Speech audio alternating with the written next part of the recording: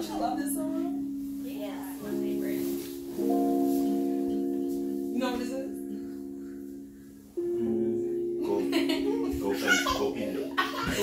Guapolate. She's from the West Coast. Ow. She's from the other side. Not Tracy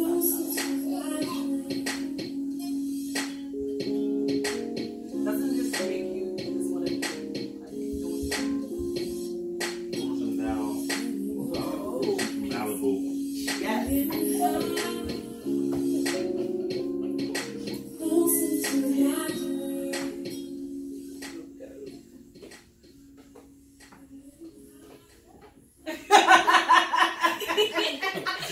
Can we clap? Yay!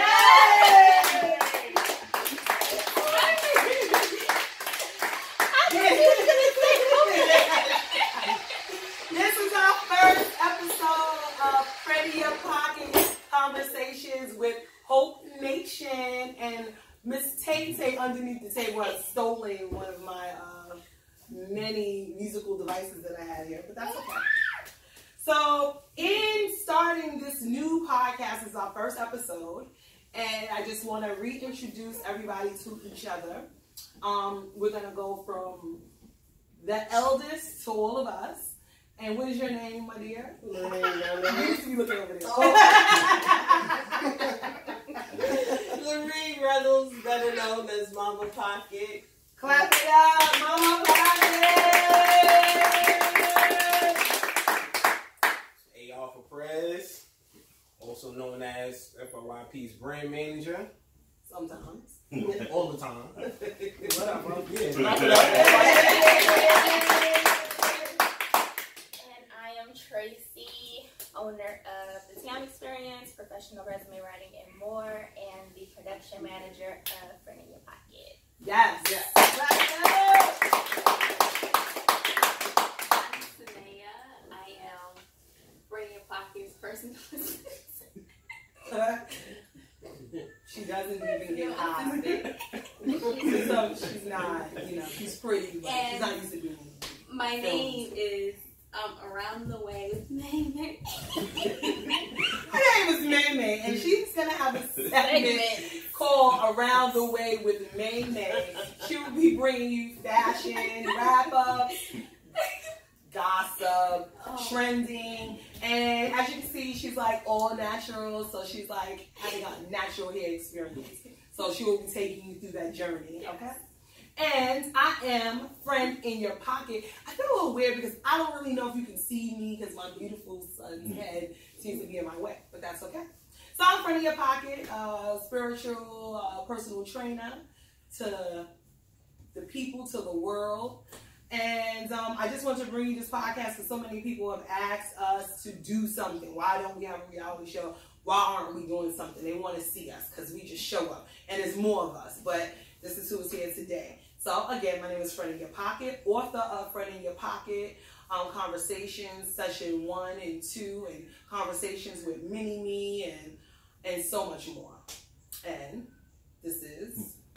Dre, Friend in Your Pocket, husband of Friend in Your Pocket. Oh, you're one of my husbands? Oh, boy. I'm the driver. I get everybody to function. And that's it. And he plucks my nerves. Yeah. I know his nerves, obviously. And we've been together for a mighty long time, but, he's still here. I didn't run him off, so I think I'm doing pretty okay.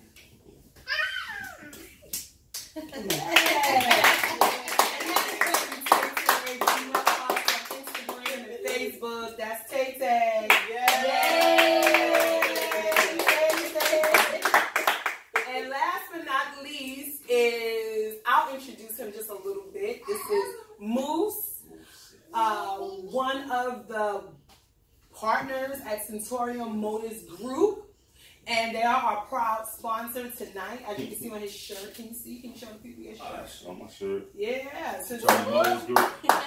And they'll be talking to you a little later about leasing and, because tax season is coming up. And as y'all all heard, the government shutdown is not stopping any checks. So if you want a car, good credit, bad credit, tier 1 through 7, Come see him. I don't even know if Tier 7 exists. It does. Oh, it does. Well, we'll be talking to him a little later on in the segment. So, in keeping with Friend in Your Pocket tradition, which is this tradition of words, I want to open up and always end with a quote. So, one of the quotes is going to be, to live a life avoid. No, that's not how it goes. The first blunder of the night comes from me. No, okay. To live a life void of need is to live a life of deprivation. That sounds so deep. Like, who wrote that in like the 18th century? Me. That's a Friend in Your Pocket quote. I found it on Google. I said it. I forgot I said it. And it was pretty dope. So I will repeat. To live a life void of need is a life of deprivation. What does that mean? Anybody? Rashad, you want to chime in? Nope. Yeah, you will. Too late. Too late. I would like to know what it means. You want me to read it again? Yeah, you can read it again. To live a life void of need is to live a life of deprivation. To live a life void of need. So meaning like if nobody needs you, like if you're not reliable. No, a void of need, period. Like if you don't need. If you don't need anything. Yeah. And deprivation, basically depriving yourself. Right. Well, to be deprived, right? Yeah. Yeah. I don't know how to sum that up. It's not that deep. Well, that's how you wrote it, so. That's right. Tracy, want to shed some light on it? I would just take from it because you posted it, I think, this morning or late last night. One of them hours that I was up late. What are we supposed to do? I think I liked it. Anyways, so what I got from it is that if you are not needed or if you don't need anybody, then you're basically doing yourself a disservice. Everybody needs somebody for something at some point in time in life. That's right. You want to chime in, May May? Oh, that was perfect. No. You good? So void is to not have. Because we talked about this earlier. Yeah. And what was your take on the situation? It won't be as perfect as I said it the first time. But that's okay. We're not perfect over here. No way. What are you doing? Oh, you know what? We'll come back to the next. She's trying to cheat over here. There's no answers over here. Blank. Right? Yeah, we're going to do this because we have to do these things. A lot of times, I think we read stuff and we see stuff and we're like, hey, that's good. But we don't know why it's good. So we need to break things down. There's nothing wrong with that. Me? Yeah. I pretty much agree. I guess it's like you need somebody, to help you with stuff. You can't do everything on your own. Mm-hmm. What about you, Yes. To piggyback off of, what Tracy said, it's, basically, you're doing yourself a disservice if, you don't reach out, if you feel that, you can do everything on your own, you actually put yourself at a disadvantage. So, you can get further in life if you use and ask for help, use your resources that you have. Instead of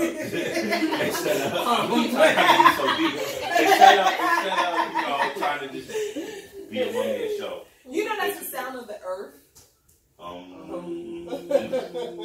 That's why I say so much that I'm connected to the earth. Oh, she took my damn musical device. Wordplay. But yeah, so that's it. That's how I feel about it. And what was your take on it, Mom? Saying that you need people in life, and if you don't need anybody, then you just lose out on a lot of things. Yeah, that's people, friendships, whatever. Absolutely. And so, what moves to what y'all are saying in the social services field, they call it interdependence.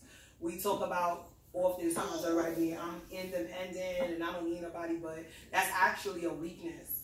in social services. When we used to look at families, we would see how connected they were to resources in their communities and how interdependent that they were. Because the more interdependent they were better off. They would reach their milestones and their goals better when they were connected to community. So that is very, very important.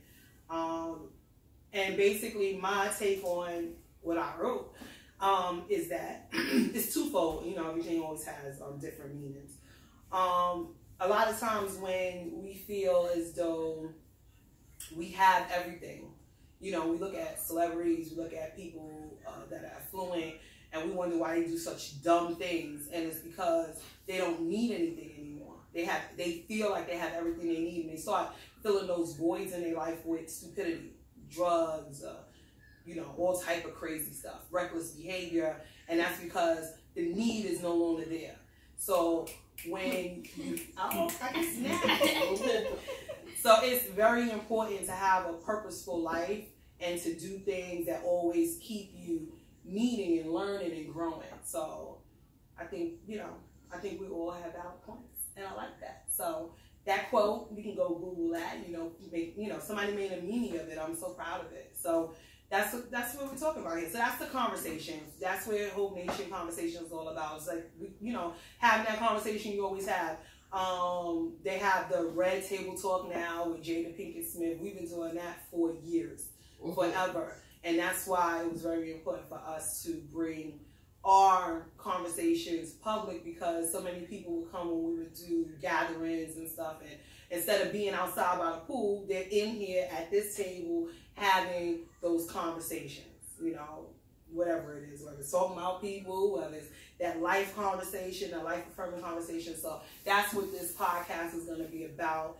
Who stops by the table, you'll never know. Just got to always tune in. So with that being said, that was our first order of business. Our second order of business is we're going to talk to Moose right now. He didn't even see that one coming at Centurion Modems. And just tell us a little bit about what you do at Centurion Modems. Like, I'm assuming that you're an auto broker. What is an auto broker? So auto broker. So you know that.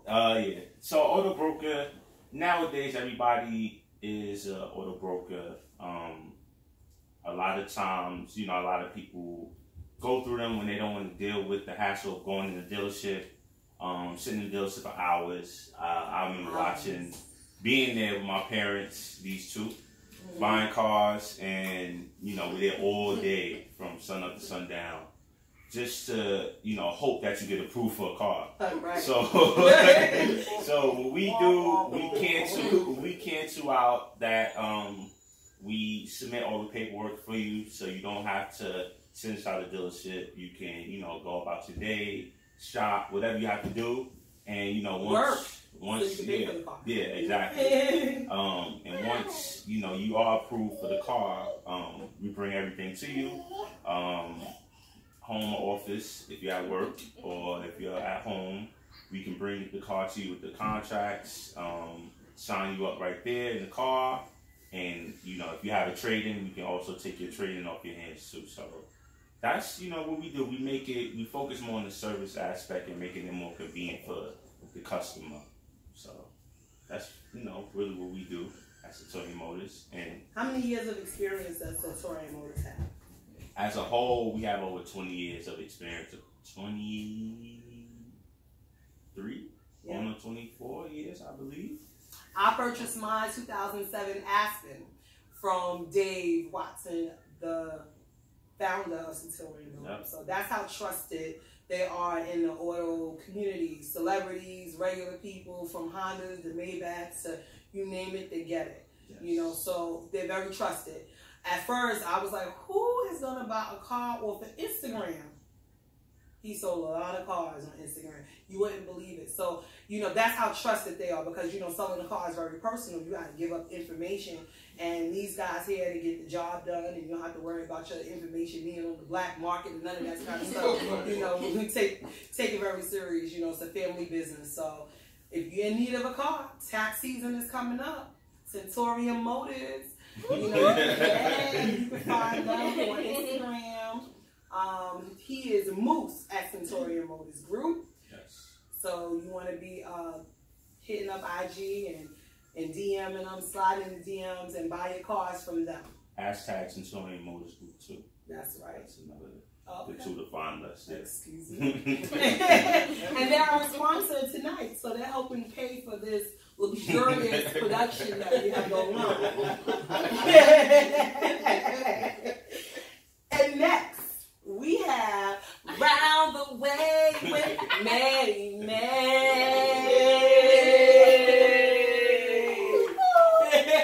That's me. Oh, wait. So, You know what? I'm going to let you think for a second. I have one more question for you. Yes. So. I wanted to ask something too, so that's. Oh, cool. So, how does one actually approach you about buying a car? Whether you have me on social media, you can DM me. If you have any questions, you have my number. My number is connected to my account and my email, so if you want to contact me directly, you can. And yeah, that's really it. As far as like, what else would you want? What did you want to add? Oh, I wanted to add that we also ship cars to you. So if you're not located in New York and you're out of the States, if you're in California, Atlanta, wherever you are, we can ship the car to you. So we're nationwide. Nationwide. Not just tri-state. Not tri-state. Way bigger than that. And we plan on being worldwide too. So absolutely. That's the goal. That's the goal. Absolutely. And the youngest person you ever sold a car to was how old? Students feel free. The youngest person I ever sold the car to was my girlfriend.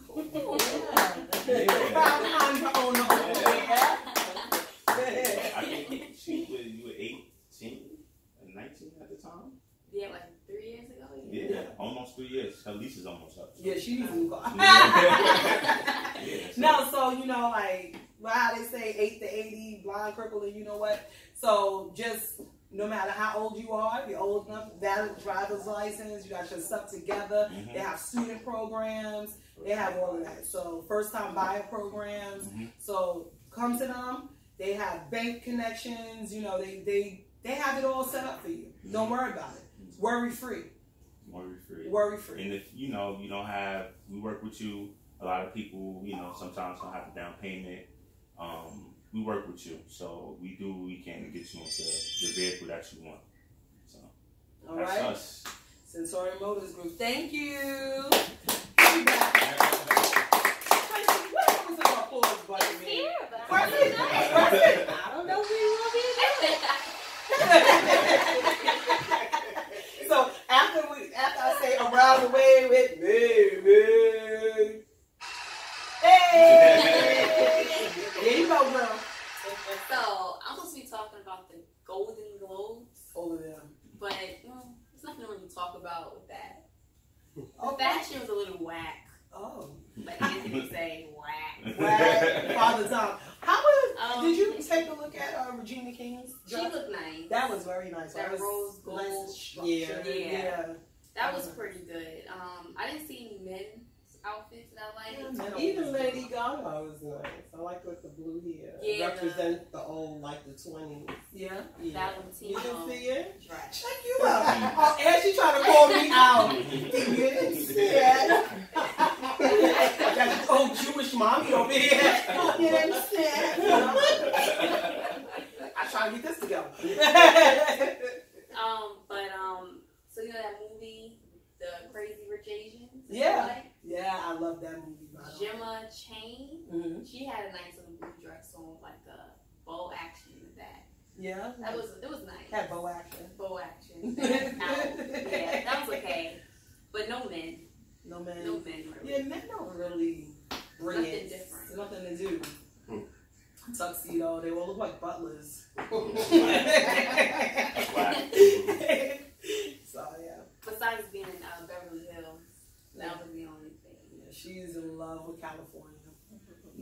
So you can eat that. Take But what else? The natural hair everything. So that's it for pop culture, fashion. Oh, I mean, yeah. I promise you, she doesn't do any drugs. I don't know what the hell's going on. It's like, so anyway. What's up with you? You good? How do you feel about doing this podcast? Let's ask you some questions. A little hot. It's a little hot, right? With a tissue? It's time to wipe my nose. No, it's good. What? It's like I'm at work. I'm talking on the radio. Yeah. Oh, that You remember our radio days? We used to Yeah. do radio back in the days. This is not our first rodeo. We were fired. We were so fired by somebody. It was whack. Didn't feel good. That's the first time I've ever been fired. And I couldn't come back. I got fired once, but I was able to come back. I knew I got fired from that job. I could not come back. And it wasn't, and the funny thing was we got fired because we were too positive. This guy didn't want to be positive anymore. He wanted to take the radio show in a whole other direction. And what are you doing? You know they can see you? Yeah, I know. Do it.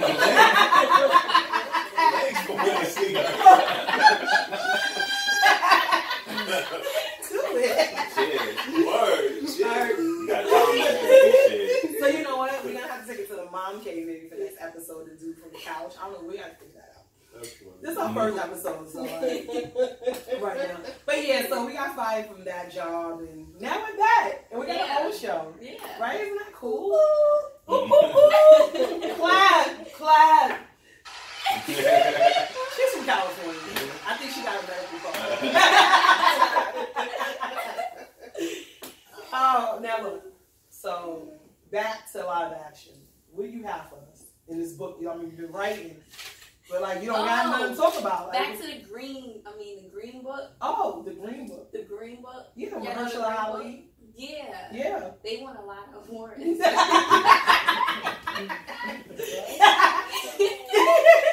didn't watch it with us, so she watched The Green Book. She was Nah, she probably went upstairs. Oh. About the musician, I was touring, and he went to the Deep South. during the era of Jim Crow. Yeah. Oh, okay. Yeah, they So won. basically, What was the Green Book? So the Green Book. Oh, the Green Book This was one. actually the book that the Colored had to follow to. Did you just say color? Yeah, that's what they called us back then. Colored. Don't accept that. I mean, but I'm trying to get them into Okay. what the movie's about. Okay. So us African Americans, we had to travel. We're black. We're black, yes. Us blacks. Yeah. That was our way to get through the South without, I guess stepping on any toes. Yeah. Well, because that's when everything was segregated. So it was Yeah. either black hotels or white hotels. And you had a curfew too. You couldn't be certain out times, on the road Mississippi. at certain times. They had the sundown law. Shout out to my Uncle Sundown, rest in peace. And they had the sundown law. And once the sun went down, if you was darker than this piece of paper right here, you had to be indoors. Clearly, they couldn't see you. I think that's what they were trying to say. We were too dangerous to be on the roads outside after sundown. Isn't that a crazy thought? That means we would have to be home like 4 o'clock in the winter. You want to get home anyways, right? So she probably killed herself. Exactly. And on top of that, the kicker to the movie was that the black musician, he had an Italian driver that, would you call him racist? Yeah, was he racist? He was very prejudiced. Yeah. He hadn't had much experiences with black people. Yeah. And he came into the relationship with a bunch of preconceived notions about black people, like the fried chicken thing. But that's up for debate because his family, Dr. Shirley, you remember that was his name? You mean in real life right now? Yeah. Dr. Shirley, who was played by Mahershala Ali, his family says this movie was full of lies. That's what I was saying, because a lot of backlash they was getting. Yeah. So they said it was like full of like lies, and that he had definitely eaten fried chicken before Tony the Lip, which is an Italian white man who had Kentucky fried chicken bucket. And Dr. Shirley is like, what is this? And that does seem kind of stupid. He wouldn't know what fried chicken was. He didn't know how to eat it. He didn't know what to do with the bones. It was like a little crazy. But it was a beautiful romance kind of story about a gifted child prodigy who grew up basically, I don't know how he grew up because I don't want his family to come and get me, but from the movie aspect of it, was living a life of that he had a void. And a couple of things, you know, I guess he was bisexual. He was in the closet, and he had a lot of stuff going on. You know, he was disconnected from the world. He was actually living inside of Carnegie Hall. Who knew you could live inside of Carnegie Hall? Did you know that? Yeah, he lived there. And so he was like really disconnected. So going on this road trip for 8 weeks, they drove through the deep south. They really bonded. And according to the movie, according to Tony DeLitt, because he actually wrote this movie along with his son before he passed away, that they remained close friends after this 8-week road trip. Which, why didn't they go on another road trip? Word. He never toured again? There's a lot of unanswered questions there. Anyway, so yeah. Look, they're so bored. They're like, what is she talking about? It was a great movie, Green Book. But in my opinion, like a lot of these movies that win all these awards, like it won for supporting actor in a motion picture, musical or comedy motion picture, and screenplay of a motion picture. Wow. Yeah. So I did homework. You did. I came prepared. She so came y'all might ready. think I be going something. But She ready, but she was more ready than Tiffany Haddish. Oh.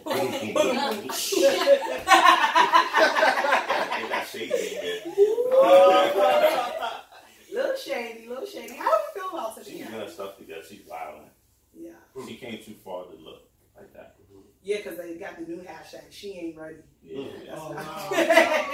That's not good. I like Tiffany Haddish. The show she did. Yeah, she bombed. She had no jokes material for it. She has a rock though. Mm. Don't let them get you, Tiff. Don't do that to yourself. You know, come ready. You came prepared, it's not to tell jokes. Okay, well, she come prepared to pay them people back their money. Shoot. Yeah.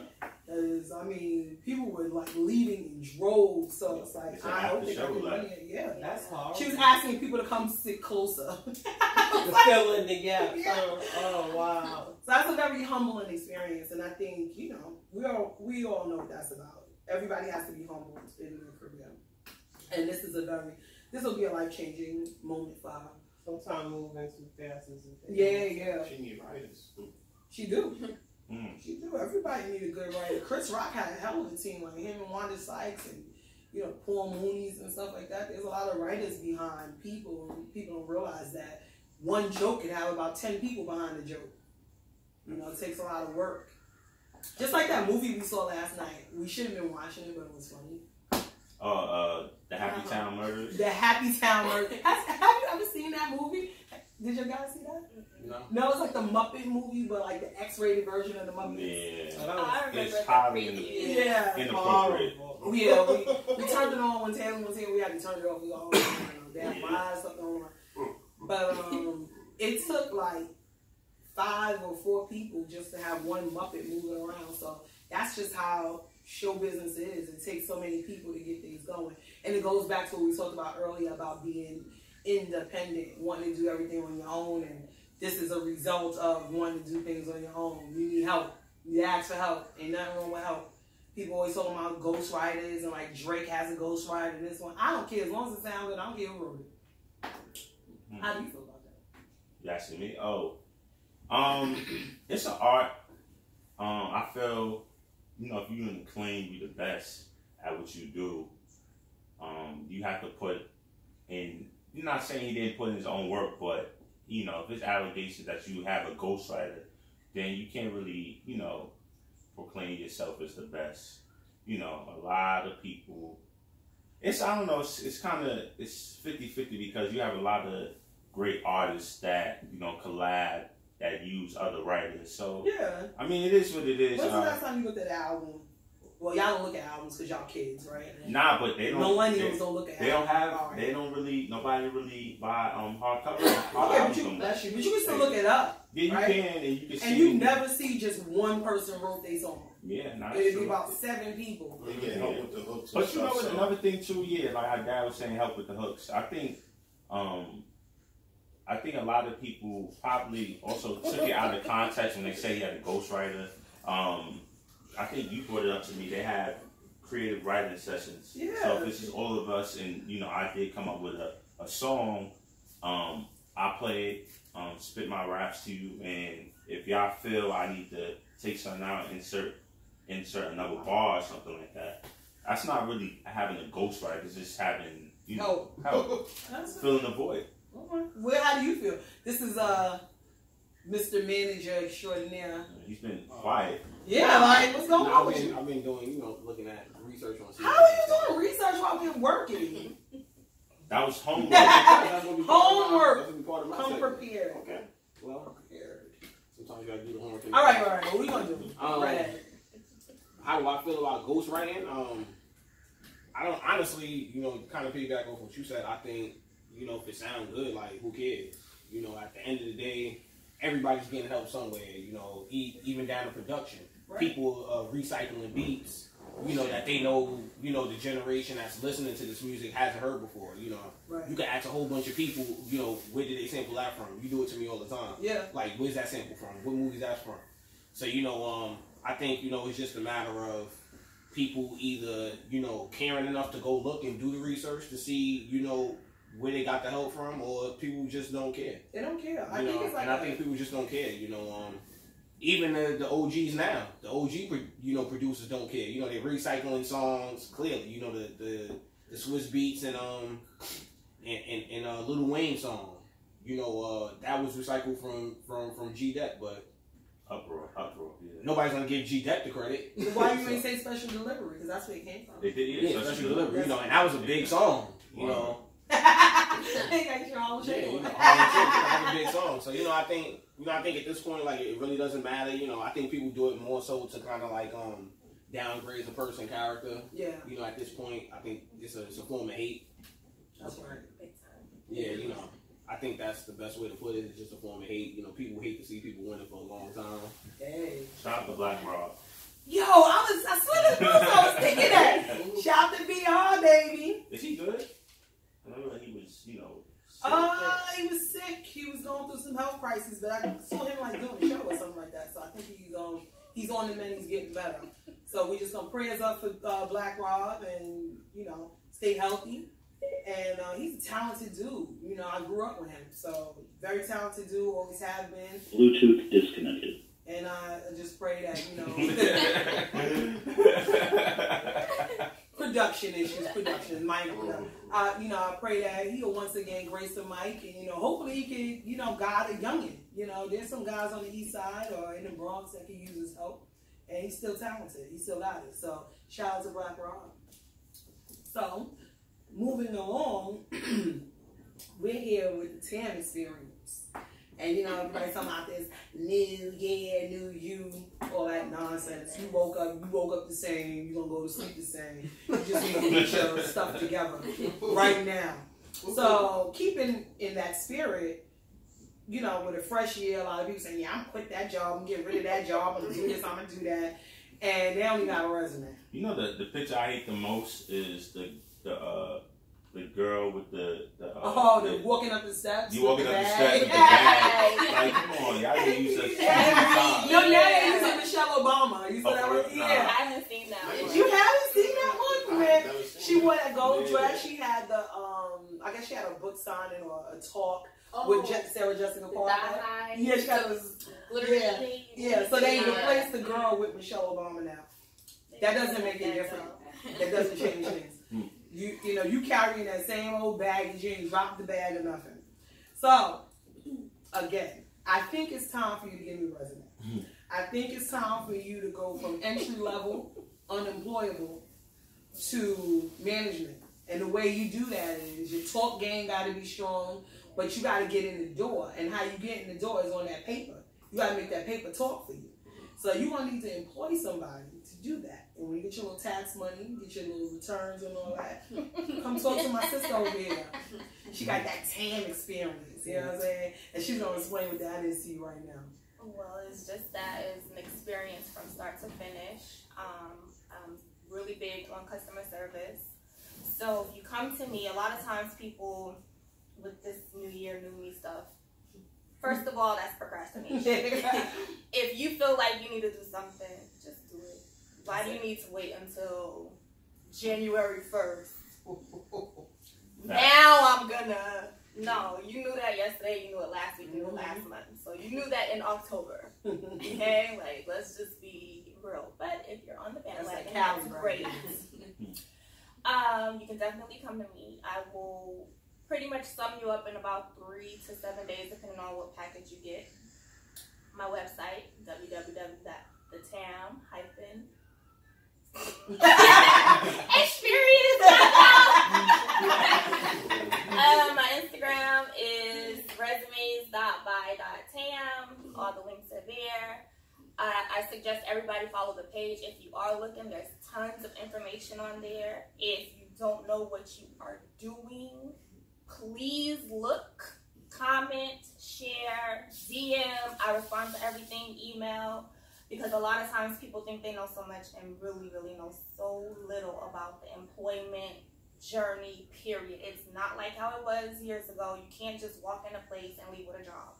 Now there are so many prerequisites that go into even getting an interview. So if your resume is not up to par, chances are you're going to the pass pile. Most people spend on average 6 seconds. So if your resume don't look like it's saying something in 6 seconds, they're on to the next. It's that quick. It's that quick. Not to mention, I like to call resumes the initial impression because you make your first impression at the interview. Online has kind of taken away the first impression part because everything is online. You don't get to speak to anybody and you get dodged a lot. So if your resume is not up to par, you can believe that's going to happen to you. And then even if it is, there's a lot that you have to do just to stay relevant. So you can't just apply online, and think somebody's going to get back to you. I mean, it can happen. It happens for me. But it doesn't happen like that for everybody. You really have to know the tricks of the trade. And everything that I post are things that I have done myself. I do not put information up that I do not know for a fact works. She knows her stuff. I know, and I've been writing resumes for at least 11 years now. So I've been through the ringer with what people are saying, how resumes need to look, this, that, and the third. And even if you're entry level, what's up with this dude? Man, why was I Bluetooth bugging out? We are not Transformers over here. It's our girls start turning and stuff.